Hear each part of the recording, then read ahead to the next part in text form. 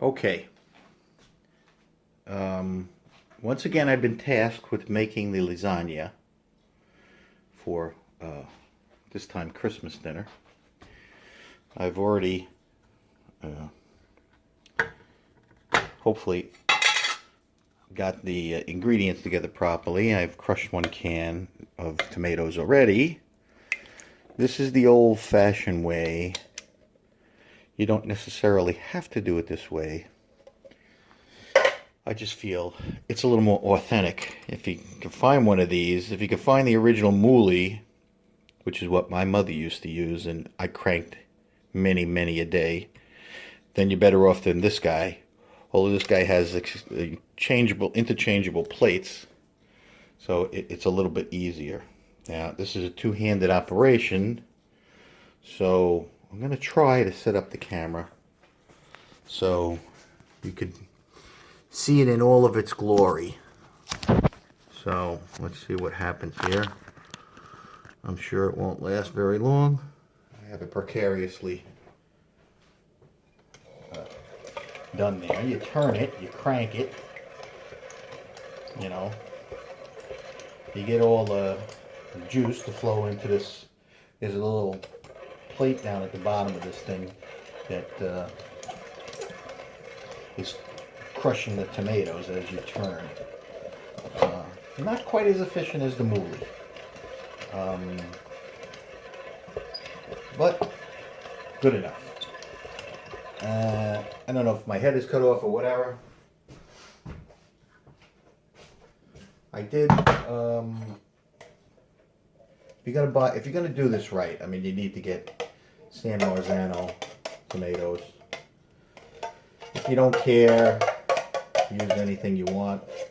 Like I said, you don't even need to use, you know, this whole thing. It's just, that's the way I like to do it. I like to be authentic, baby. I'm authentic. I'm so authentic, I'm going to show you something else. I got this here device. You've seen them on TV. It's one of those canned jobbies that, you know, cuts the can. Hang on. Cuts the can in such a fashion as to not have any. It's also very slow. So it's powered by batteries. But it does work well. I encourage everybody to get one. And then go off and take a nap while it cuts the can open. So I'm only going to show you me crushing 1 thing of tomatoes because, again, I like to keep the action moving. You know, I don't like these movies where there's a lot of, you know, exposition, talking kind of deal. So if I'm not showing you, I'm not recording. That's pretty much it. I'm going to show you what the inside kind of looks like now. And this device here, I like to sometimes go up to warp speed. This will take all the pulp of the tomato and all the juice of the tomato and leave only the seeds and the very fibrous parts. My mother used to make me do that until I couldn't see anything but the seeds. This thing's almost finished. See how long it takes? And at that point, I'm going to show you. Whoop! See, I told you. I don't know why I have the camera facing backwards. That's pretty idiotic, isn't it? Well, when I come back, I'll have it facing the other way. But that's done. And there you go. And voila, as they say in Frenchese. I'll see you in a little bit. Back a little bit. I just want to show you. Now I finally see I put the camera the right way this time. Now I can see myself. Oh, that's genius. I just wanted you guys to see what it looks like inside this little thing here. Excuse me. You see, I've crushed the tomatoes. There's nothing left but, you know, red pulp. That part my mother used to make me crush it until there was nothing but seeds in there. I, however, due to the economies of scale, not having a, you know, 8-year-old boy to turn that crank for an hour and a half, have decided to stop exactly where I am. That's how you're supposed to take YouTube video. No, this way. I always encourage people to do it that way. That's the way you can see it. So that's the way we do it. Now, you know, you could do this in any order that you want. There are meats that have to be put into the sauce, so they need to be pretty much brown before you put the tomatoes in. So even though I crushed the tomatoes first, I am now going to stop that and start on preparation of the meat. Now you should have a fairly decent balance between beef and pork, sausages, you know, meatball, other things like that. 50-50, if you got to put a little more pork, it's fine. A little more beef, it's fine. But I wouldn't do all of one because the sauce just won't have the same flavor. So once again, since this is a two-handed operation, I'm pretty much going to put you on hold and go at it. Maybe I'll introduce as I go along various little things that I do. Okay. Okay, so we resume. I cleaned up, as you may have noticed, or may not have noticed. Really doesn't make much difference. I got such a small space to work with. Got to clean up after myself every time I do something. So there we go. Anyway, what I'm going to show you is how my mother used to make what they call brajol, and how much more tender it is and tasty it is if you use a skirt steak rather than whatever the heck they're selling in the supermarket. I don't know what it is. Don't buy it. Do this yourself. It's as simple as pie to do, and it'll taste 1,000 times better than that crap that you'll get in the supermarket. I mean, easily. So, let me just show you. Here's my skirt steaky. Zoom out, cameraman, which is me. That's my skirt steak. All right. I try to get them a little bit thinner than this. This is fairly thick. So you're going to roll this thing up. So as you can see, I'm going to end up with this giant monstrosity of a roll. But can't be helped. What do you want me to tell you? All we're going to do is chop up some parsley, use fresh garlic. I can't find the fresh garlic, so I'm going to use, you know, one of these store-bought chopped garlic thingies. And El Chizo. I like it, and my mother used to use this exclusively. Parmigiani Reggiani Locatelli, we called it. And that's pretty much it. I mean, nothing else goes into that thing. And, you know, it's going to cook and tenderize for a couple of hours, so you're really going to enjoy this. Let me see if I can arrange this so that, once again, you can see what the heck I'm doing here. Let's try this.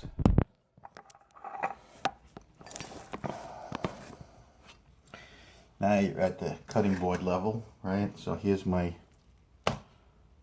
Okay. I'm going to get a niffy, or as we like to call it in the trade, a knife. Sorry.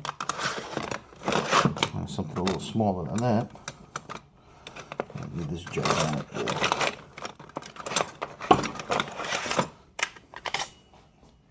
Even this is too big, but it's good enough. Here's the old parsley, Italian parsley, of course. Let's roll it up, like I've seen Rachel Ray do it a million times. Don't like the stalks. What they call a chiffonade, or a rough cut if you'd like. All right, I'm going to use whatever I don't use on this jobby. We'll use, you know, in the sauce, so it won't go to waste. And basically, here we take this piece of skirt steak, which I'm stretching out a little bit. Take this skirt steak. You put a little bit of salt and pepper. Oh.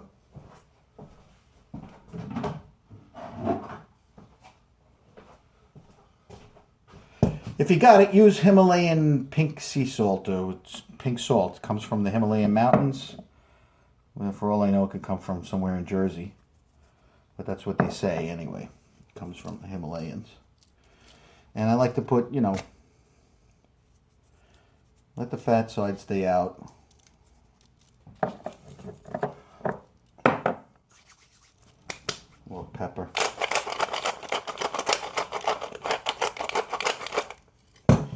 Little cheese.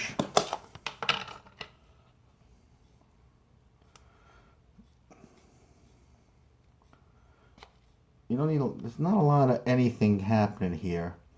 This just gives it a little bit more of an interesting flavor when you eat it. It's not really meant to do anything spectacular. Oop, too much. A little parsley. Just a couple of parsley flakes there. And did I put the garlic? No. So put a little garlic on it. Again, use fresh. Don't use this stuff. But since I already went shopping 14 times, I'm not going back to the store again for fresh garlic, which I thought we had anyway.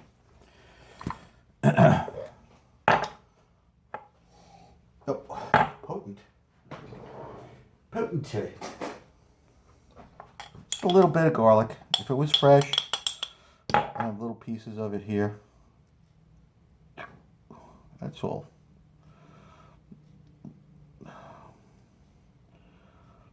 Not much. You don't want to overdo it. No reason to. Everything else is going to have garlic in it. You know, that's certainly good enough. Now, you really should. You roll it up. Pretty simple. It's like anything else that you roll up. All right. If you got twine, use twine. Twine's always better. Toothpicks disappear.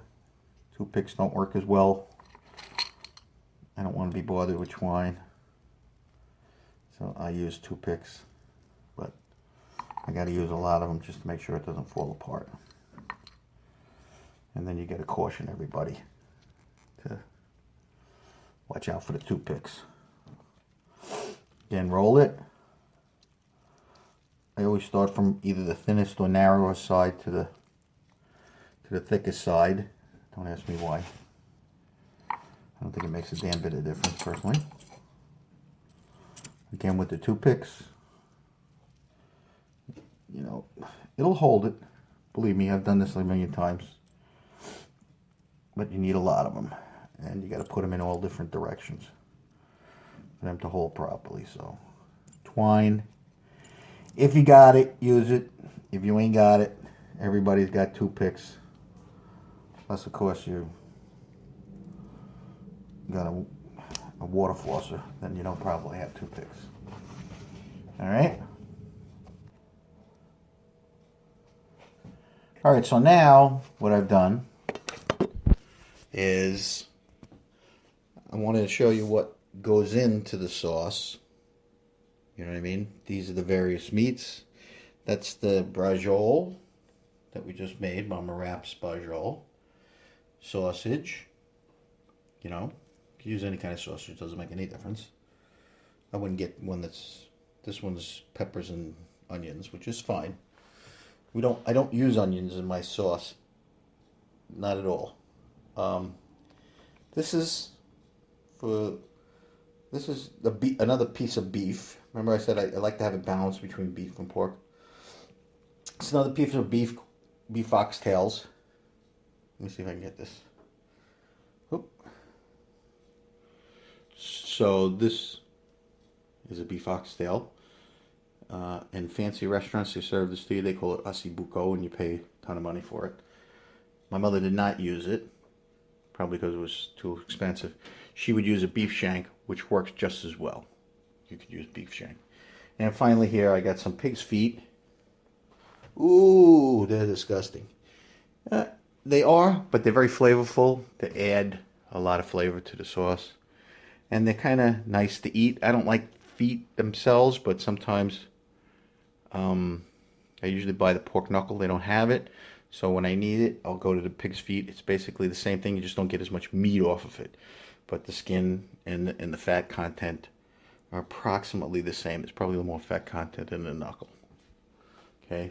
So now what we're going to do, we come over here. This is my sauce pan. A pan of the sauce. Pretty big. Pretty big. Here's all the tomatoes that I cut up, or that I crushed. That's a lot of tomatoes. Okay. And what we're going to do is we're going to add a little olive oil to the pan here, and we're going to brown the meat. Okay. Okie dokie. So here we are. I'm starting to brown the meat. Take a look in there. I wanted to show you this because I start out always with the pork. Start with the pork. You want to brown that first because that releases that wonderful porkiness into the pot, which when you put in the meat, you know, the beef, it'll pick up some of that flavor too. So it's a very nice. It's not overpowering, it's subtle. And, you know, and while I'm talking about meat, you know, at this stage, you could pre-make your meatballs, or you could wait because there's going to be 2 or 3 hours that you're going to be cooking this sauce, so you can make the meatballs anytime. Meatballs also get into this thing, but they're not added for flavor. Meatballs are not added for flavor. They're in there to finish up the cooking. That's all. That's the only reason you do it. Then they pick up the flavor of the tomato sauce, which by that time is done because you're only going to put it in, the meatballs in, you're only going to put them in like, you know, 15 minutes or 20 minutes, you know. So everything is going to be done at that point. Let's see how this is going. So that's step number 1 with doing this kind of stuff. All right. It'll go the same for the other stuff that I have down here. It's all pretty much is going to be, you know, cooked the same way. Going to brown it. Sorry. Going to brown it. And then we're going to throw the tomatoes in with some seasoning and wait 2.5 hours. So, and hopefully it'll come out okay.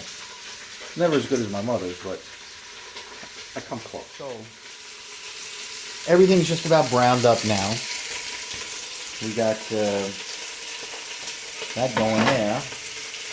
That's really kind of that's, if you're Italian, that's a Sunday meal for, you know, 4 to 6 people.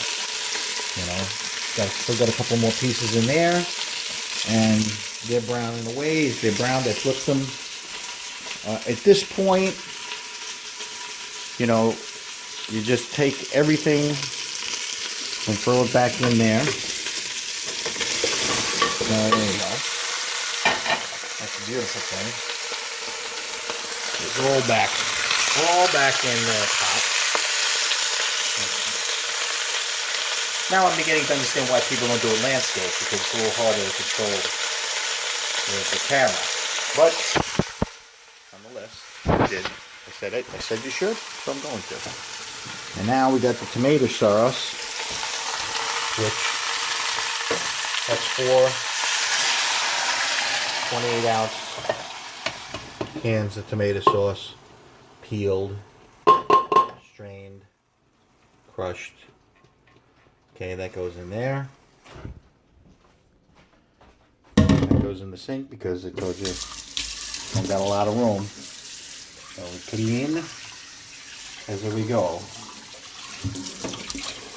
Now, there's a couple of things you want to add. You could add whatever you want. You add it to taste. You add it to the way that you like. You add it to the way whatever. You know, every bit is going to yield something completely different. You know, obviously, I don't want to do the whole thing, but you know, obviously, what you want to have is some herbs. I like a little basil in it. You got to have a bay leaf. if you don't have a bay leaf or two in there, you're just not making tomato sauce. You're just boiling tomatoes. Okay? And, salt, pepper, oregano, some pepperoncini. If you don't taste this, but it adds a little zing. And sometimes, believe it or not, I add McCormick's Herbe de Provence. Okay, I add that because it's got a lot of different, gives it a little more texture. All right, so that's it. That's the whole thing. The only thing that's left is waiting a couple of hours. Wait a couple of hours. Make it a meatballs, whatever way you want. It's meat, it's balls. You put stuff in it, you fry them up, and then you throw them in the pan. And then you're done. And then, then you got to go make the lasagna. Okay, one final thing that I forgot to mention is you need tomato paste. Tomato paste. Okay, this will sweeten up the sauce. Okay, so I don't use a lot of it. My mother, if I remember right, she never used more than like a third of a can or half a can at most.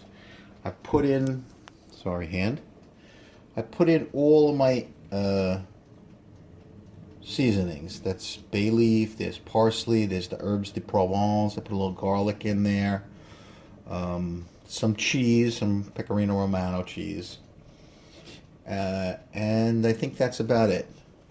Okay, in the herbes de Provence, it's kind of a mixture of herbs, so I don't have to screw around too much. And like I said, with the tomato paste, it will sweeten the sauce a lot. So if you like a sweet, and I've added sugar to that sauce already to cut down on the acidity. You could add balsamic vinegar too, that'll cut down on it. But the paste is very overpowering. So if you use too much of it, you're going to get a completely different flavor in your sauce. So I'm going to use maybe half a can, and that's it.